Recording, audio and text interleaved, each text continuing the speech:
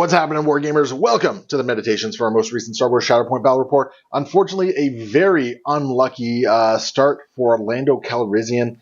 The rebellion under Leia and General Han Solo just came in and rolled over these honest business folks. This was blockbusting at its worst. Oh, for sure. And it all started with just that initial activation from IG-88 just rolling up, getting within. Oh, that's not Lobot. Nope. Getting within range of Lobot and pinning him.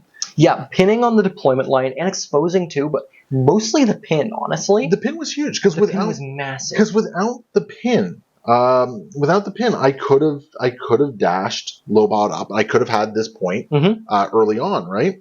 So making it so like I couldn't do that was just that hurt. Yeah, IG-88 did an opening gambit where he didn't take my side point, which is fine, honestly, because he half killed your secondary and prevented you from picking up any points on your first activation. Yeah. No, and that was rough. Like, I was only scoring this 1 point over here, right? And that slowed me down so badly.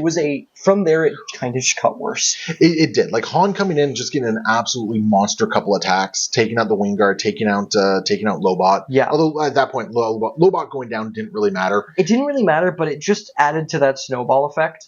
It went from I'm scoring 2 to actually I'm going to score 3 and 2 momentum. Losing the wing guard was actually a bigger deal. That was huge. Because I had ways of moving things around. Now, you'll also notice that at no point did I ever use the ability for Hondo to reposition. That's because I only had 4 force and I blew through it really quickly. Yeah, I feel like if this was less quick and dire of a game, you would have had some fun things to do with Hondo and Lando, just like shuffling your deck, refreshing your force, doing those repositions, but because I just put the pressure on so immediately and so thoroughly.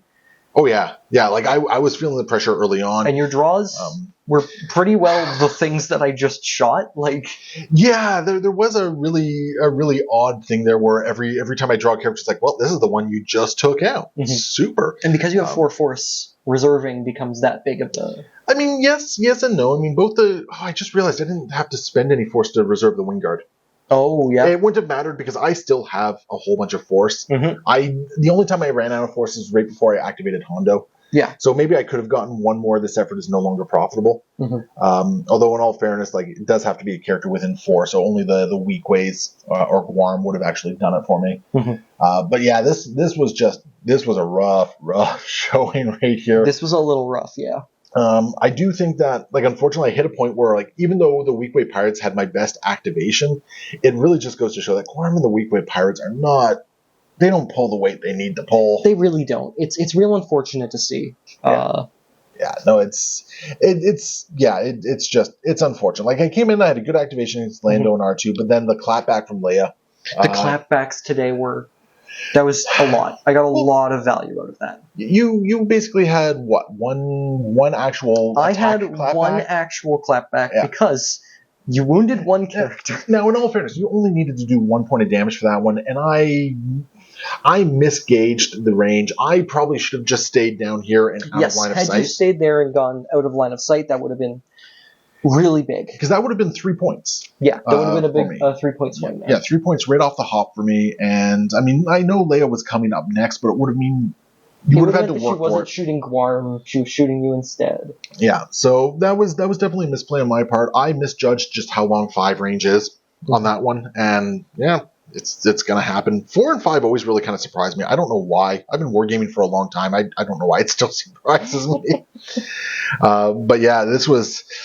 I don't even know if my lack of force was really what was holding me back here. I think you were able to enact just a crippling game plan.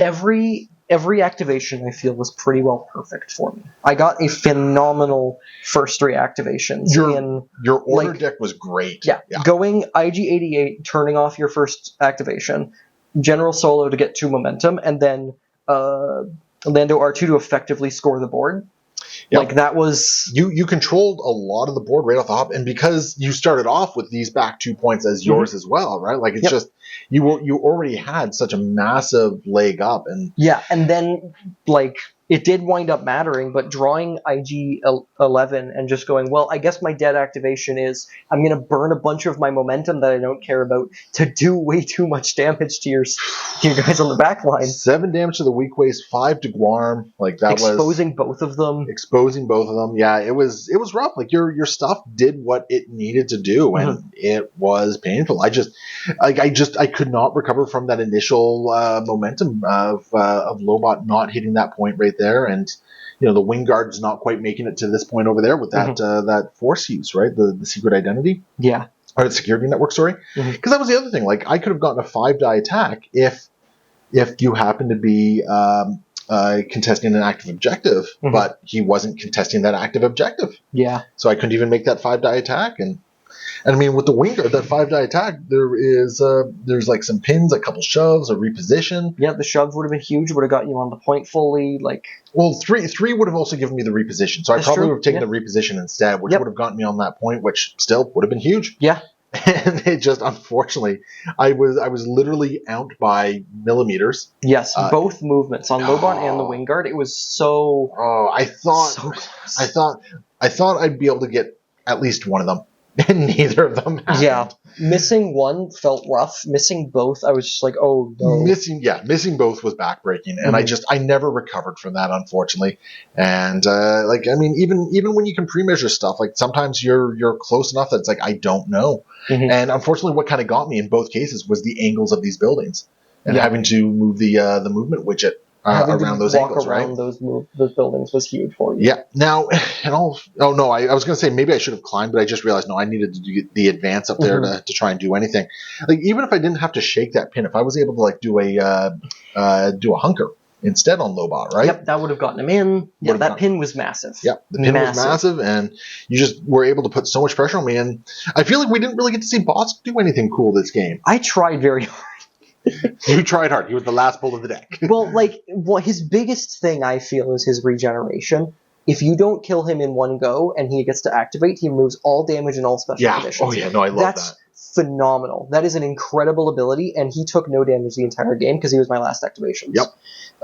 Payday did wind up mattering. I was able to get him to move up a little bit with Leia. Now, I will say this, in fine wargaming fashion, I painted Lando and the 2 bounty hunters for this particular game. I think Bosk is the best painted of the lot, so naturally he didn't get to do anything. Of course. Of course. I think IG-88, you did a good job on. IG-88, yeah, he did a solid job. Like, I can't complain. IG-88 did great. I'm really happy with how he performed here. This team performed very well. Is he worth 5?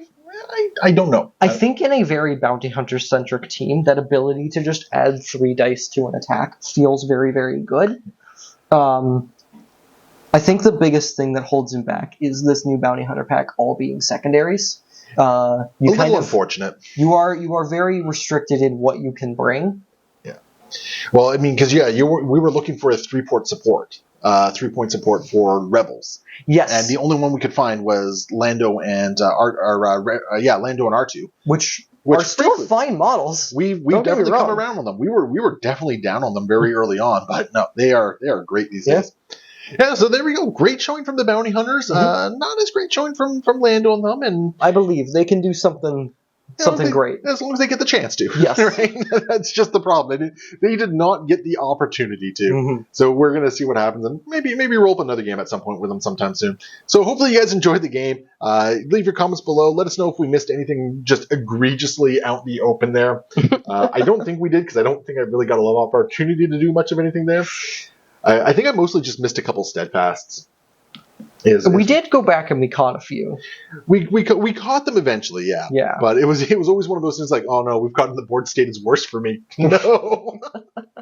So there we go. So yeah, hopefully you guys enjoyed the game. We'll see you guys next time. Happy wargaming. Well, that was...